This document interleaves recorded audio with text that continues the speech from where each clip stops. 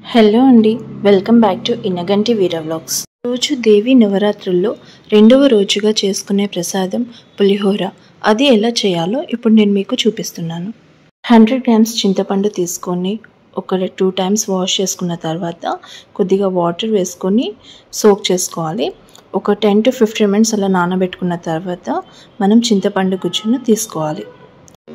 చింతపండు రసం అంతా తీసుకున్న తర్వాత ఇలా థిక్గా తీసుకోవాలండి, పల్చగా కాకుండా ఇలా థిక్ కన్సిస్టెన్సీలో తీసుకున్న తర్వాత తీసుకున్న చింతపండు గుజ్జులో 8 ఎండుమిరపకాయలు, అలాగే కొన్ని కరివేపాకు రెబ్బలు, స్పూన్ సాల్ట్ వేసుకొని లిడ్ పెట్టేసి మీడియం ఫ్లేమ్లో ఉడికించుకోవాలి.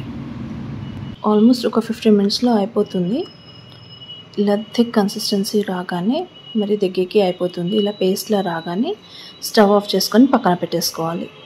ఇప్పుడు మనం 4 కప్స్ ఆఫ్ రైస్ని ఉడికించి పెట్టుకున్నానండి. ఇప్పుడు ఇంకో బౌల్లో రైస్ తీసుకొని చల్లార్చుకోవాలి. ఇలా రైస్ చల్లార్చుకున్న దాంట్లో 1/2 స్పూన్ పసుపు, 1 స్పూన్ ఆయిల్ వేసుకొని అన్నంని ఈవెన్గా కలుపుకోవాలి. ఇలా కలుపుకోవడం వల్ల టెక్స్చర్ బాగుంటుంది, అలాగే టెంపుల్ స్టైల్ టేస్ట్ కూడా వస్తుంది.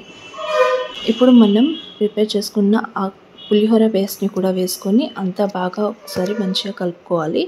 అంతా బాగా కలుపుకున్న తర్వాత ఇప్పుడు స్టవ్ మీద కడాయి పెట్టుకొని 3 స్పూన్స్ ఆయిల్ వేసుకోవాలి.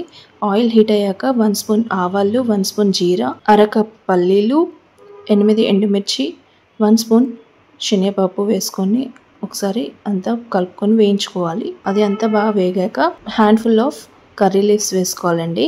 ఆ తర్వాత పసుపు 1 స్పూన్, 1/2 స్పూన్ సాల్ట్ వేసుకొని మళ్ళీ ఒకసారి కలుపుకొని స్టవ్ ఆఫ్ చేసుకొని మనం ప్రిపేర్ చేసుకున్న ఈ పులిహోరలో రైస్లో ఈ పోపు అనేది వేసుకొని కలుపుకోవాలి. అంతా బాగా కలుపుకోవాలి ఈవెన్గా.